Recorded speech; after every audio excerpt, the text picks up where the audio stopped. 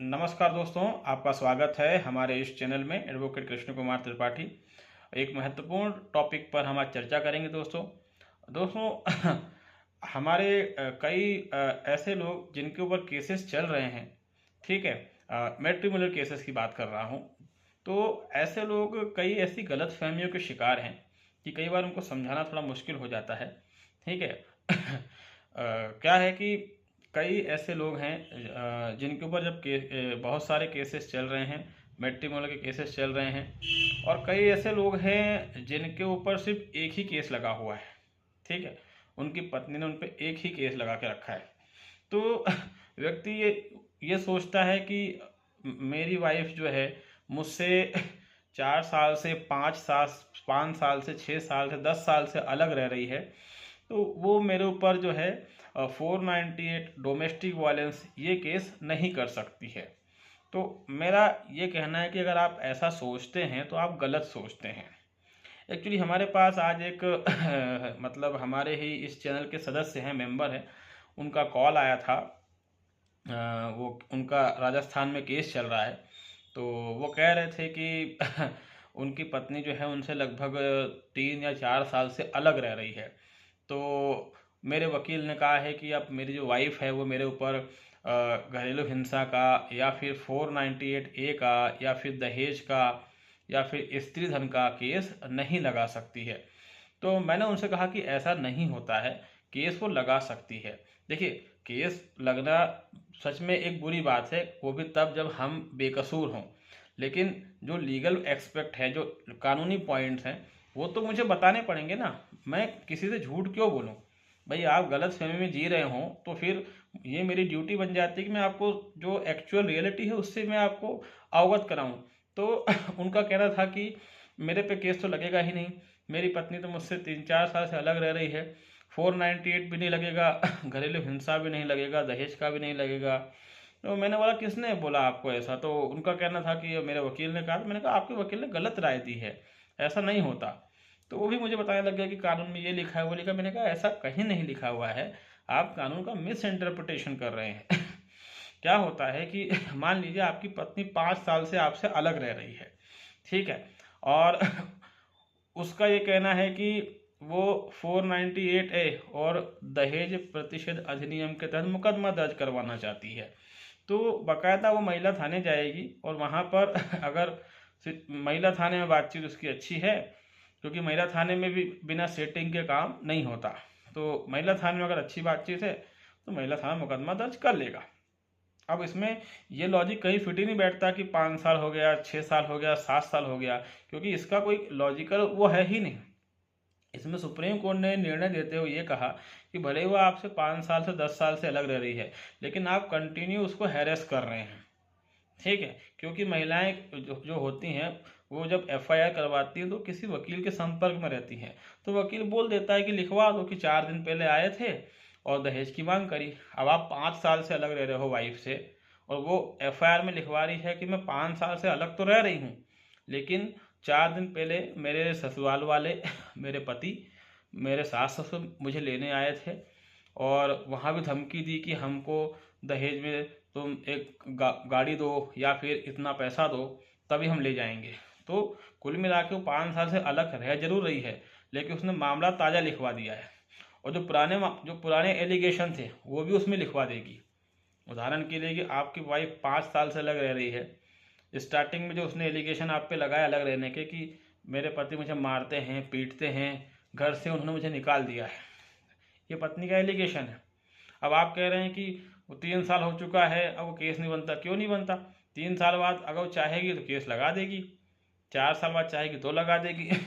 वो एक नया नया सिनेरियो तैयार करेगी कि मेरे पति मेरे घर आए थे 4 दिन पहले, 5 दिन पहले, एक हफ्ते पहले, 2 महीने पहले, उन्होंने कहा कि मुझे इतना पैसा चाहिए, तब तेको रखूँगा, तब तेको अपनाऊँगा, तब तेको ले जाऊँगा।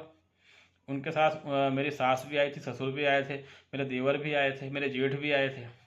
तो क्या होगा कि ये तो एक ताज़ा ताज़ा घटनाक्रम तैयार हो गया, और उसी की बेस पर पुलिस एफआईआर कर देती है, और जो पुराने एलिगेशन थे वो भी उसमें डाल देती है, तो हो गया केस तैयार। तो ये जो गलतफहमी है कि 5 साल बाद, 7 साल बाद मुकदमा दर्ज नहीं हो सकता है, 10 साल बाद नहीं हो सकता, ऐसी गलतफहमी नाम में बिल्कुल भी ना पड़े।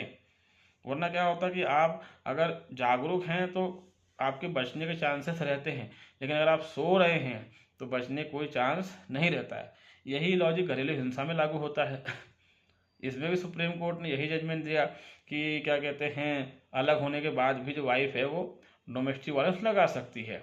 अब घरेलू हिंसा में मानसिक प्रताड़ना भी आता है, तो सुप्रीम कोर्ट का कहना है कि भाई मानसिक प्रताड़ना तो महिला की चल ही रही है। अब वो तो सुप्रीम कोर्ट तो महिला का पक्ष ही लेता है। हम सभी जानते हैं कि हमारी जो जुडिशरी है बहुत बदनाम है फीमेल का फेवर करने के लिए। तो अब हम अगर आप ये सोचते हैं कि वाइफ अलग रह रही है, 4-5 साल हो गए हैं, मुकदमा नहीं बनता है, तो ये एक गलतफहमी है। इस गलतफहमी से बाहर निकल जाइए। मुकदमा वगैरह सब बन जाता है, दर्ज हो जाते हैं, और फिर उससे बाहर निकलने में आपको लंबा समय लग जाता है अगर आपने ढंग का वकील नहीं किया है या फिर आप जागरूक नहीं हैं। तो हमारा सिर्फ जो मोटिव है वो किसी को डराना नहीं है। हम सिर्फ इतना ही बताना चाहते हैं कि किसी भी गलत फहमी में ना जिए। आपके वकील आपको गलत राय इसलिए देते हैं कि आप उनसे जुड़े रहें और कहीं ना कहीं मतलब उनके प्रति आपके मन में कुछ उल्टा पुल्टा विचार ना आए, इसलिए। और कई वकील ऐसे भी रहते हैं जिन्हें खुद कुछ नॉलेज नहीं रहता, तो दूसरों को क्या बताएंगे। कई वकील खुद ही गलतफहमी का शिकार है।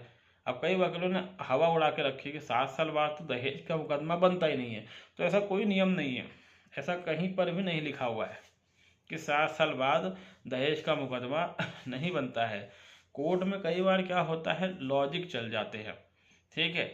और वो लॉजिक देने वाला वकील भी तगड़ा होना चाहिए। जैसे कि कई सालों पहले केस आया था, मतलब बहुत टाइम हो चुका है इस केस को, मेरे ख्याल से 10 साल से ऊपर हो चुका है। उस समय तो मैं वकील भी नहीं बना था, तो मैं पेपर में पढ़ रहा था, तो केस काफ़ी, उसमें जो जजमेंट हाई कोर्ट ने दिया था तो बड़ा अच्छा जजमेंट था। जो जज साहब रहे होंगे उस टाइम पे काफ़ी समझदार रहे होंगे। उसमें एक महिला ने जो अपने पति से लगभग 10 से 12 साल से अलग रह रही थी, उसने अचानक भरण पोषण का एक केस अपने पति पे लगा दिया था। तो जब वो केस पत्नी ने कोर्ट में लगाया, तो वहाँ पे जो फैमिली कोर्ट के जज साहब थे उन्होंने सिंपल सा एक ही सवाल किया कि ये महिला 12 साल से पति से अलग रह रही है, तो 12 साल से इसका भरण पोषण कौन कर रहा है। महिला जज ने सीधा सवाल किया ये। और हालांकि पेपर में ये नहीं आया था कि महिला के वकील ने क्या रिप्लाई दिया, लेकिन जज का सवाल लिखा हुआ था और उसमें जज द्वारा दिया गया आर्गुमेंट भी लिखा हुआ था, जिसमें जज साहब का ये कहना था कि ये 12 साल से पति से अलग है। 12 साल छोटा टाइम नहीं होता।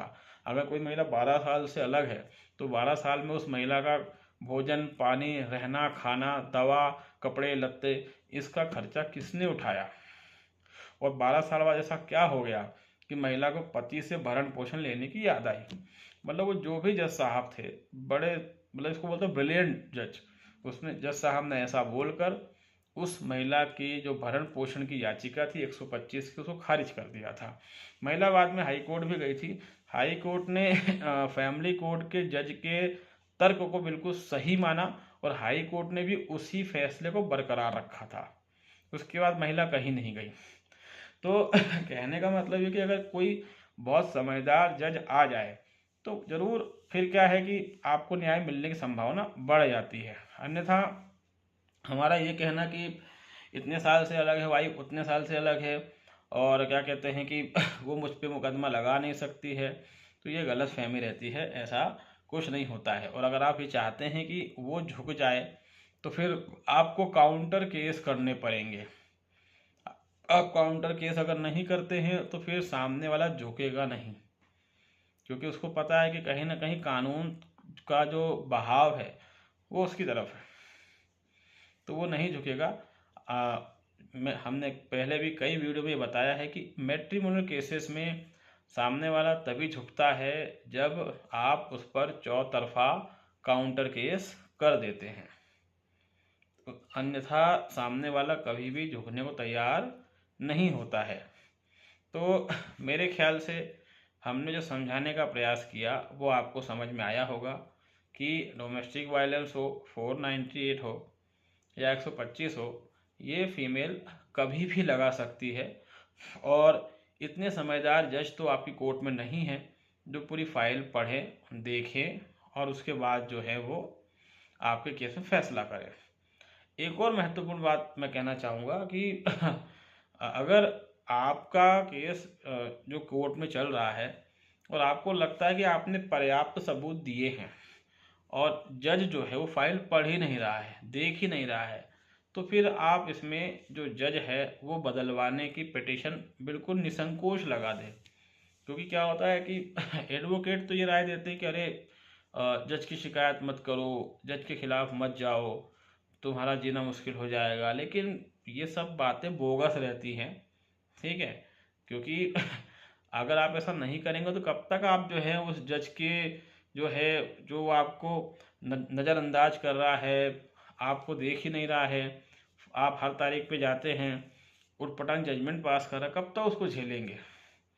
तो ऐसे जज की आप शिकायत कर सकते हैं। अगर वो अपना ड्यूटी को सही से परफॉर्म नहीं करता तो ये करप्शन है, विजिलेंस में शिकायत कर सकते हैं, हाई कोर्ट जजों के पास शिकायत कर सकते हैं, chief justice of state and chief justice of central जो अपना सुप्रीम कोर्ट है, ठीक है, जो रजिस्ट्रार बैठता है हाई कोर्ट में, उसको शिकायत कर सकते हैं। क्योंकि अगर ऐसे जजों को आप नहीं बदलेंगे तो वो फिर क्या है कि वो आपकी लाइफ को ऐसा फैसला देंगे, आपकी लाइफ पूरी तरीके से बदल जाएगी।